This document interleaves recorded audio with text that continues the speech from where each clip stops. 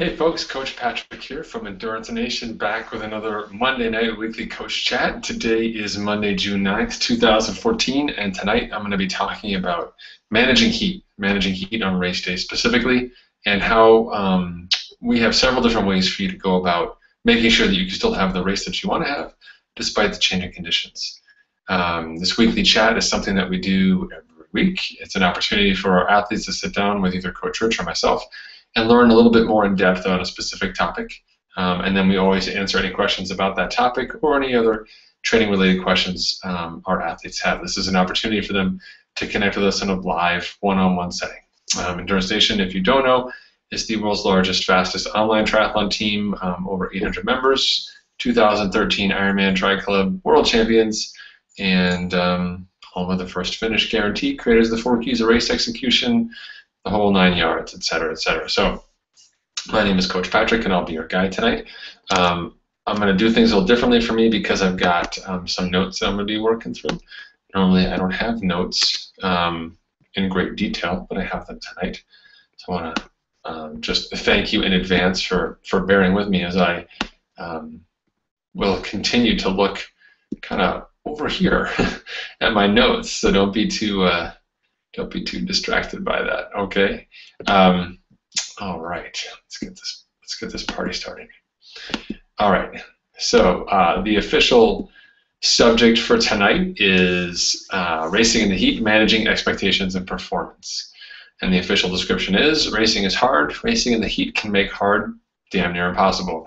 But you aren't totally doomed. You can still have a great performance despite the conditions. I'm going to walk you through several definitions of heat, how to deal with the heat logistically, and how to manage your performance in each discipline.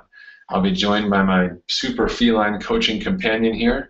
Daisy, as you will note, is all around me. My training is back in full swing, and I've been swimming in the pool, and something about chlorine makes Daisy just go nuts. In addition to my voice, now the chlorine, it's just too much for a little tiny cat to handle. So I apologize in advance if she's jumping around on the screen. All right, so first element of tonight's talk is defining heat, because there's multiple definitions of heat, and I want to be very clear in terms of where you fit in on that spectrum of heat, because sometimes people will say, my race is going to be 75 degrees, that's not hot. Well, hot and heat is relative. It's relative to many different factors, so we're going to dive into those first more than anything else, okay? So number one, a race or an event that is hot is hotter than what you're normally used to. Okay, so if you're going to a place where the temperature is going to be 70 degrees on race day, which, you know, at the end of the day is not so hot, doesn't sound so bad. But if it's been only 50 degrees for you for the last 3 months of training, then 70 degrees is hot. It's 20 degrees hotter than you're used to. It's hot, okay? Your body's going to have to do more work to both allow you to keep functioning at the level you want, but also do extra work to keep you cool, okay? So hot can simply be just hotter than your version of normal right now. You might say, you might live in Florida where it's 120 degrees in the summertime, and that's awesome. And you're going to a race where it's 90. That sounds like a no-brainer. But if it's only 60 degrees where you're at right now because it's wintertime, then 90's hot. So that relative element of the heat discussion, I think, is lost a lot. So I want to be very mindful of that. So number one is a relative definition of heat. Number two is just a fixed temperature. If it's over 80 degrees, then it's hot. And the reason why I pick 80 is that once the temperatures get above 80 degrees, your body enters a place where it has to do just as much work to shed heat as it does to keep you operating. So your body almost has to make a decision. It's looking down the line and it's saying, you're over here saying, I'm going to race. And your body's over here saying, yeah, when you do that racing thing, I start to overheat. And these are two competing elements your body's trying to solve. And typically there's some friction between those two, which leads to a decline. So underneath 80 degrees, assuming that that's a normal temperature for you, normally not a problem. Over 80 degrees, that's where the heat really starts to become a factor. And every increment above that becomes significantly hotter. It's not linear. So 90 degrees isn't just 10 points hotter than 80 degrees. It's like twice as bad. If that makes any sense. Okay, so it's a compounding element in terms of heat. All right, so we've got that relative definition of heat, and then we've got that fixed temperature number of what heat is. And the third element of it is the dew point. Okay, And dew point also sort of aligned with what people would consider dehumidity. Dew point is what's known as the water to air saturation temperature. So it's a temperature at which the amount of water in the air would be almost palpable. So if you are at 80 degrees and it's 80% humidity, that temperature, that dew point is almost equal to the temperature, and as a result, the cost of exercising becomes significantly greater. When you are operating in the dew point or the wet stick temperature or that high level of humidity area, the amount of moisture in the air actually makes it prohibitively hard for you to feel cool as a runner. Okay, it kind of facilitates coolness when you're cycling, but when you're running, the air becomes heavy, thick, hard to breathe. It again becomes significantly harder to exercise. So there's another element to heat. So again, to recap definitions of heat, number one is just relative heat. Number two is fixed temperature heat. And number three is specifically that dew temperature. And I find that for bigger athletes, myself included, over $180, more often than not, the humidity is a bigger factor for me than straight heat. I can race well in Texas, per se, but racing in Kona or Louisville is much more challenging for me. I have a harder time operating in the humidity. And that's just me. It takes me longer to acclimate to that. Okay? So we've got three different definitions, and you may kind of fit in different places there. But I want you to think about all of those elements when you're understanding or planning for a race where you think heat might be a factor. It's not just you saying, oh, well, September in Tahoe is not hot, so I don't have a hot race. Well, if it's hotter than where you are, then it's hot. Or if there's a high level of humidity, then it's hot, okay, because it's going to feel hot. And that's ultimately what I want to leave this section with, and that is, it's always funny, like talking about Ironman, one of the things that I always tell people is, any Ironman that you race is always the hardest Ironman there ever was. Any Ironman you go to spectate or that you pay attention to or watch online, that Ironman is the easiest Ironman that you totally should have signed up for because you could have been so fast. Get it? Right? So when you're in it, super hard, super hot. Today was super, super hot. Talk to the spectators. Today was fast. It was super fast, and the temperature wasn't so bad. It was a great day for spectating. It was a hard day for racing. At the end of the day, I've learned after years and years, after doing 18 Ironman races and coaching countless more across decades, I've just learned that there's no such thing as an easy Ironman. They're all hot, with the exception of perhaps a handful of them that have been freezing cold, and they're all super challenging. Okay? So, all right. Now that we've kind of defined heat for you, how do we deal with the heat? I want to talk a little bit more about logistical elements of dealing with the heat. Because if you understand that your race is going to be hot, then we need some tools, like a toolkit, to be able to deal with that. Okay? The first and most important thing that you can do is adjust your expectations because of the heat. I see this all the time, and people just don't get it. If you've got a race you've been training for, and you've been preparing for a course, it's 56 miles and it's got 2,500 feet of elevation gains. You got your numbers mapped out, your heart rate, you're all ready to go. And then you find out it's going to be 85 degrees on race day. So it's going to be hot. People will say, wow, it's going to be kind of hot. I'm still going to try and ride my plan. And you can't do that. Because when the temperature goes from, say, a planned 70 to now 85, it's almost like somebody went along the elevation profile and grabbed like mile 30 to mile 45 and just raised it all up, made it much, much harder. Because essentially that's what's happening with the heat. The heat makes that course harder. So you as an athlete have to understand that when you enter a race, the longer that race is, or commensurately, the harder effort level at which you will be racing that race, the bigger heat impact costs will be for you. And as a result, you need to modify your expectations. So even though we encourage you not to have a specific time goal inside endurance station, many people do, and they'll say, I'm going to run this half Ironman half marathon in 140. Well, that's a great plan at home in February when you're running in that sort of winter half marathon and everything goes well. It's not a great plan in July when it's 90 degrees outside. You can try to run that number, but I'm here to tell you that 99.9% of the time doesn't work. Okay, it simply doesn't work. So the most important thing you can do is manage your expectations. If you've got a plan, and then all of a sudden you find out it's just going to be crazy hot or super high humidity, then you need to dial things back and say, all right, you know what? This race is not going to be the drag race PR setting, just go super fast and be excited about my fitness type race that I had hoped it would be. Instead, it's going to be a race about execution, patience, discipline, and nutrition. Those are all things that you can master. You can still do very well. Okay, so you may do better relative to the competition, but you most likely will not have a fantastic performance, as the heat will just inhibit everyone. It's an opportunity to make better decisions, better execution, still have a great race. Okay. So number two, how do we deal with the heat? The next thing we want to talk about is having the right gear and clothing. Okay. It blows my mind every time I see a race like Ironman Hawaii, and I see literally, seemingly half the field wearing black. And do these people not understand the fundamental properties of the color black and how it absorbs the sun? I'm just not sure why you would want to be accumulating heat like that on top of everything else that you're doing. So when you enter a race and you understand that it's going to be hot, you're going to know if there's an opportunity or a chance of it being hot early on. Then you need to plan ahead and decide what are you going to do. How are you going to handle the heat on different elements of the day? You could be choosing elements of clothing on the bike, like arm coolers that block the sun for a large part and also retain water to keep you cool. You may choose not to go with an aero helmet if you're worried about it being too hot in there. You may decide to keep an extra bottle cage in the bike just for a water bottle at each aid station so you can kind of cool yourself off with the water. You may decide on the run to run with a hat versus a visor. You may use a cooling cloth. You may keep those arm coolers on for sure.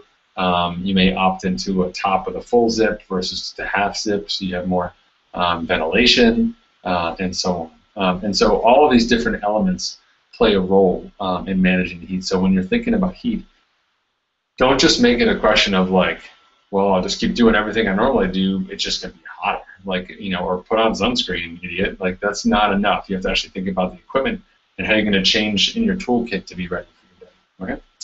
The third element of logistics is to change your nutrition plan. And I don't mean change it drastically, but if you're entering a race and say you've trained to have 1 bottle an hour, 24 ounces of fluid an hour, and you're happy. And you normally train at 70 degrees, but then all of a sudden it's going to be 90 degrees. You know that you're going to be sweating like a fool out there and you're going to need more fluids.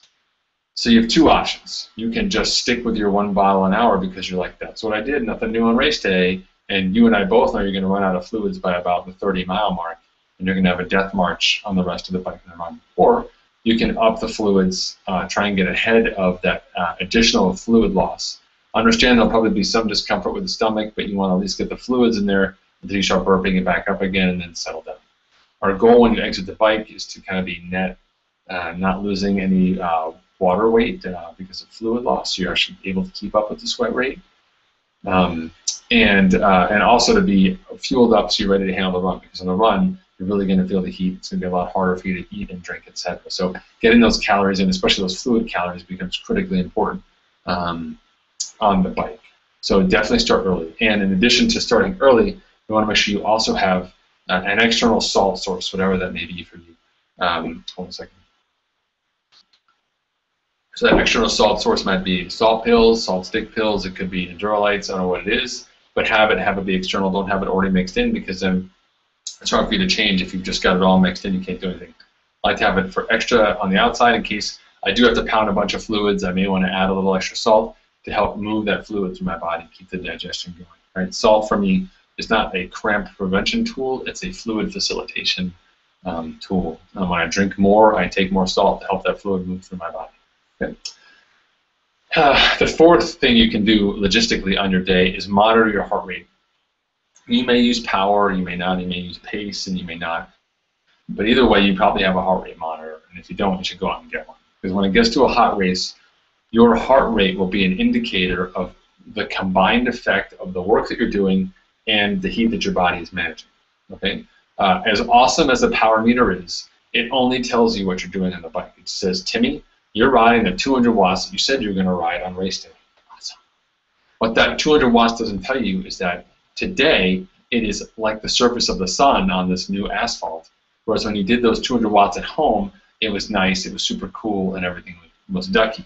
So your power meter doesn't let you know that those 200 watts you're running right now on race day are actually coming at a greater cost to you than they would have otherwise. And your heart rate monitor allows you to do that. So I could give you some kind of fancy formula that says, wow, when the temperature goes above 85 degrees, I want you to reduce your power output by 5%. That becomes a math problem. You can't solve math problems on race day. Instead, I want you to know what your heart rate is on those long rides when you normally do them, whether training ride or even your race rehearsal rides, and then basically want to recreate that heart rate number on race day. So we want to ride to the watts, but when the temperature goes up too high, we cross-check those watts with the heart rate, and we say, oh, normally when I'm riding my 200 watts, I see 140 beats per minute on the heart rate. But today I'm riding 200 watts. It's hot as the surface of the sun, and I'm seeing 150 beats a minute. That's not sustainable. That heart rate is not sustainable. The power is sustainable, but it's coming at a cost. I'm working too hard for these watts. So you need to dial things back down a little bit. So we use that heart rate as a tool to make sure that we don't exceed an effort we can sustain on race day. All right? And the fifth and final element of the logistics is your aid stations. Okay. Most of the time, people think about aid stations as fuel. You know, I need to take in this many calories an hour. There's an aid station every mile in a run. If I'm running, 10-minute miles, I'm going to see 6 aid stations an hour. How much food do I need or drink do I need to get in at every aid station to, accumulate or aggregate a total number of calories that I want to have? When it gets hot, when it gets over 80 degrees, then aid stations, the focus of aid stations shifts. It shifts from just being a place where you consume calories to a place where you also cool off. Okay? As I mentioned earlier, when I was talking about the humidity, transitioning from the bike to the run is a big change for your body. You go from a non-weight bearing to a weight bearing activity, and you also go to an activity that is simply metabolically more costly. You burn more calories when you run. You ride an hour, you run an hour, and you will burn, let's call it 1.5 as many times as calories, if not double, on the run than you would on the bike. Okay, it's just simply the way it is. As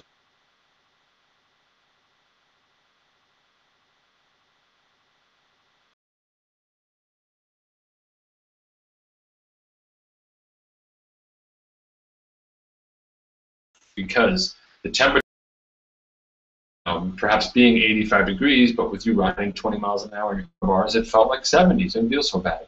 Now you get off, you take those first couple steps on the run, and the temperature has gone from 70 back up to 85, and not just like gradually across the course of the day, it's like walking into a sauna. It hits your body like a brick wall. And so you have to use those final aid stations on the bike and those early aid stations on the run and those hot race days as a chance to really get yourself wet, keep the core body temperature down, do as much as we can to ease that transition from the bike to the run. Because once that heart rate spikes, if you keep your effort the same, that heart rate never comes down. And you only have so many beats to give on race day, and those are beats that you know from training, those are heart rates that you're normally used to seeing. Okay? So, those are the 5 elements about logistical changes you can make for heat. Again, adjust your expectations, dial them back. Confirm you have the proper, you have an external source of salt. Monitor your heart rate closely as it represents both the work that you're doing, but also how your body is managing that work and the conditions. And then finally, aid stations transition from just being about the fuel to being about fueling and cooling as well. Okay?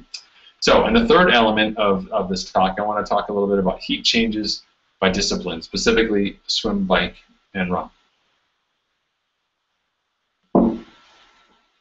So I've talked about what it means to be hot for you, and then what it means for things you can do about managing your heat. But ultimately, what it comes down to is what you can do on race day about the heat. So 9 times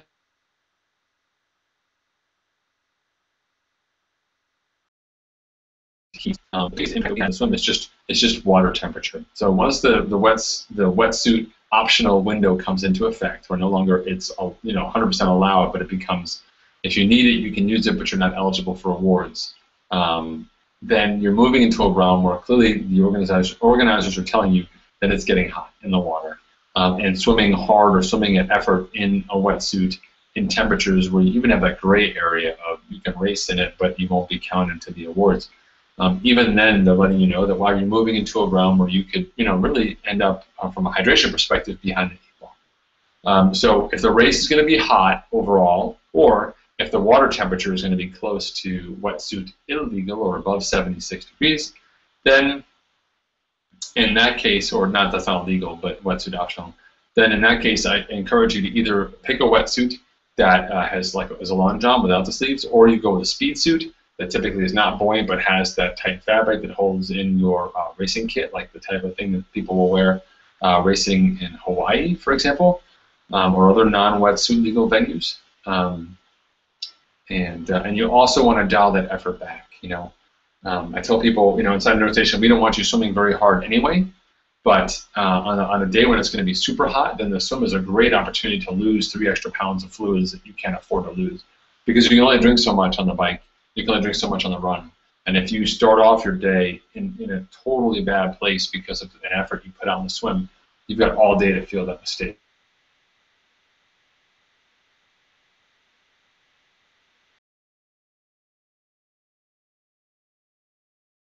Making sure you're smart about the pacing. Now, changes on the bike.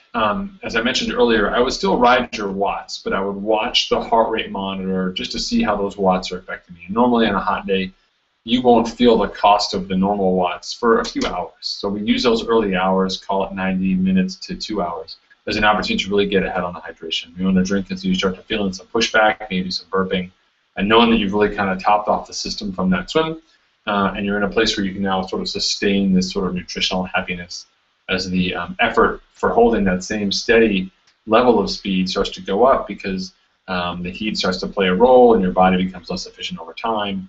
You eat less in calories and staying cool and doing work. And so we want to get that heart rate down and start that fluid cycle so that the end of your ride is as close to as happy as the beginning of your ride as you can be. You'll want to stay cool at the aid stations, so definitely dousing yourself with water. You always want to be getting fresh bottles at the aid stations of your regular fluids, because you're more likely to drink colder stuff. So don't just roll by an aid station because you're like, I got 3/4 of a bottle from 40 miles ago. That'll be fine, because when you pick that thing up and it's like a hot syrupy mess, you're not going to want to drink it. So we always want fresh fluids. Okay, they're there for you. You paid for them. Get them, use them. And you also want to stay cool at those aid stations as well. Okay. Now, the bike, changes that I would make to the run. Changes I would make to the run because of the heat. Again, the run is where the heat is the most costly for you. So gear changes become critical to me. And unlike the bike where we stick with power and then we look at what the heart rate is, on the run, if it's going to be over 80, 85 degrees, I recommend that you really almost run by heart rate and let the pace fall where it may, because that heart rate window is a place where you can exercise and eat and drink and function. And if you follow a pace number that puts you outside of that zone, puts you in a place where you're in a place of discomfort, that will only come back to haunt you even further on in the day. So heart rate becomes more of a primary tool on the run than it does elsewhere, either in training or on the bike, simply because, again, it shows you that accumulated stress of training and heat management on your body. Okay. You'll probably find on race day that you'll have a happy place where you can be with the heart rate, so stick with that, and make sure you're eating and drinking every time that you feel good. You still need to stay ahead of those fluids. The longer your race gets, the more critical that getting those fluids in early is. If you feel good, you should eat and drink.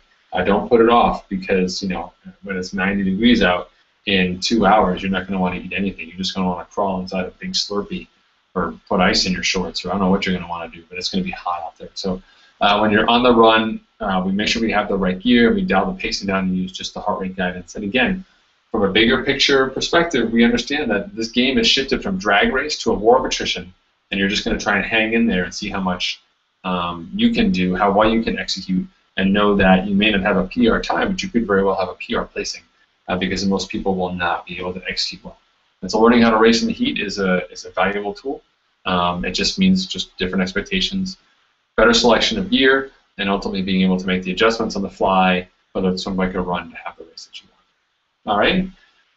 Whew. That is all of my stuff about heat. 3 specific levels of heat for you to talk about, which is all good times. If you guys have questions, I see tonight we have Kathleen, Don, Corey is here. Hey, Corey, Laura, Mark, and Mike are all here. If you guys have questions for me, I would love to hear them. Please go ahead and type them in the box. While you're doing that, I'm going to open a window because it's like 1,000,000 degrees up here. I should be hydrating for this coach's talk right now. I'll tell you, so give me 1 second while I do that. Just so I don't pass out on you. That would not be good to have a coach's talk about heat management and have me pass out. And that might not lend itself well to building your confidence in my ability to manage heat. I'm still, it's still early in the year. My office is on the third floor of this wonderful house of ours, and I still have to be mindful of everything that the heat that accumulates here all day, I guess I should say. Perhaps my Mike's Hard Lemonade is not a good refreshment choice for an evening of chatting and so on. And one of the reasons why I wanted to bring up this heat discussion is because the races have started to get hot already.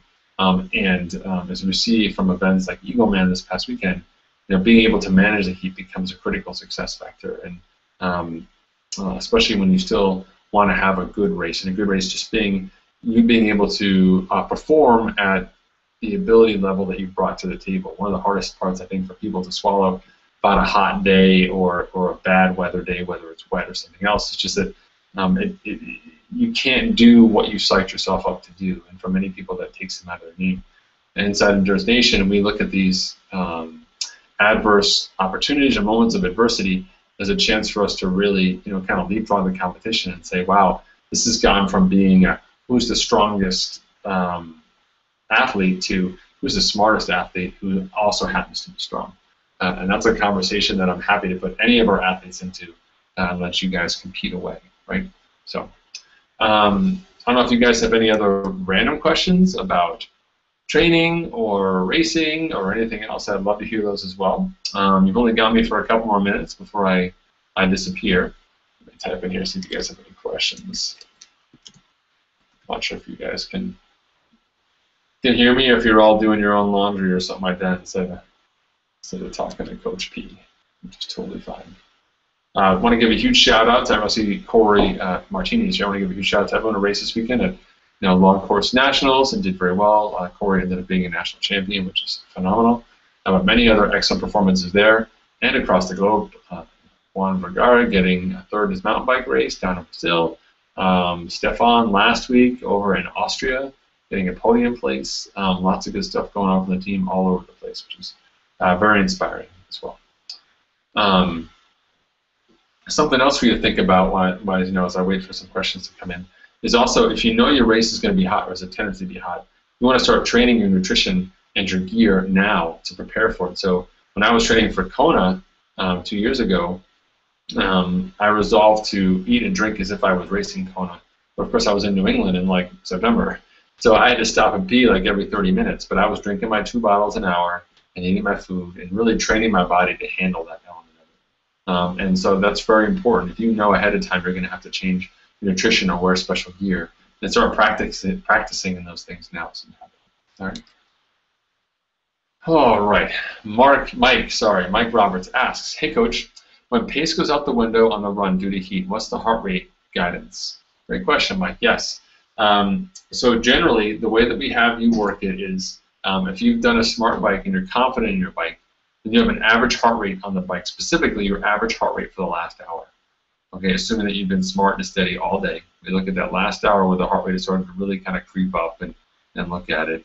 And we take that heart rate number and we say, hey, you can run anywhere from 5 to 10 beats above this number. And the reason why we say 5 to 10 is it could be higher on the bike, etc. But you know what your window is. So if you get off the bike and your average heart rate was 142, then you can run between 147 and 152 on the run.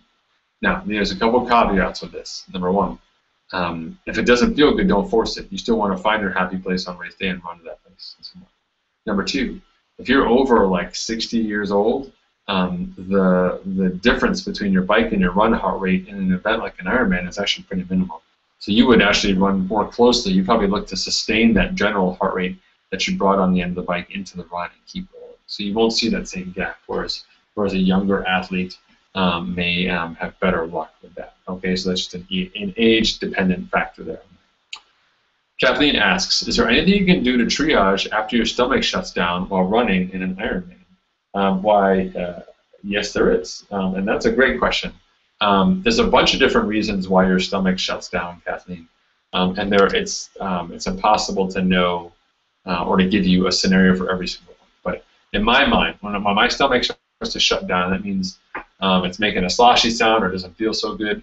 The first thing you want to do is slow down, okay? Because odds are the problem in your stomach is related to a couple different things. Not only what you've eaten, but what you've had to drink, and then also how hard you're working. Because when you're working hard, your body has to choose where it's going to put its energy. Am I going to put it in the nutrition? Am I going to put it in the exercise? And since you, Kathleen, are not slowing down from your 10-minute miles, I'm not going to talk to that stomach because I'm still dealing with this 10-minute miles you want me to do with it. So slowing down is the first step. Okay, see if that helps you ease off. Maybe walk a little bit longer or drop the pace down. See if that helps. Okay.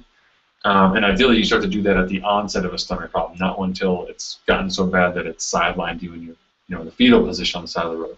So you slow down a little bit. The next thing I do is I make sure I have enough fluids. For me, normal I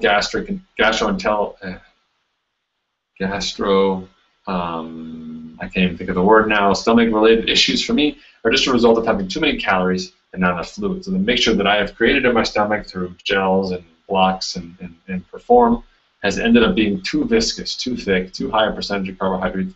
I can't get it out. So I need to get more fluids in there to dilute what's happening in my stomach so that it can get out. So actually, when your stomach shuts down, you need to keep drinking. And I actually would also take some salt at this point in time, again, to try and get that fluid to move out. Another option for you is also to try sipping some Coke. Sometimes the carbonation helps, and sometimes you need some calories and some sugar, but you can't eat it anymore because of what your body's doing with your bars or with your gels or your chomps or your blocks or your whatever else the hell you eat. So also look into maybe Coke as a solution for you. Okay. But it could be that you really need to shut things down for a while. And more often than not, if it's truly a stomach-related problem, you'll feel better after 5 or 6 minutes. So our goal is to have you adjust early so that 5 or 6 minutes doesn't become a mandatory thing, but just more of a worst-case scenario. Okay. All right. Mark says, any tips on training for heat if you live in a cooler climate and you're racing in a warmer climate? Great question, Mark. Well, yes, absolutely. While you can't really train for humidity, you can certainly put yourself in a place where you're a little overdressed and where you're sweating more like you will on race day. So let's say I'm in a race on race day where it's going to be 80 degrees, but right now in Rhode Island it's 55. I might still wear my arm warmers when I go out and ride, and perhaps even a layer underneath my shirt, just to give myself an opportunity to do a little more work from a heat perspective. You can't totally recreate it on the bike, for example, but you can come relatively close to it like that. On the run, you can do more of it, but you have to be careful about the run. We don't want to put you in such a bad place in your training that it's hard to recover from it. You could create a level of stress and fatigue that your average taper won't allow you to escape because of your simulated heat. So again, for me, it's more about the gear, and ultimately, if you can get on site earlier, certainly helps. We have a lot of resources in the wiki about managing heat, especially related to Kona, on decisions you can make to try and get better, spend some time in a sauna, etc. Certainly some different things you can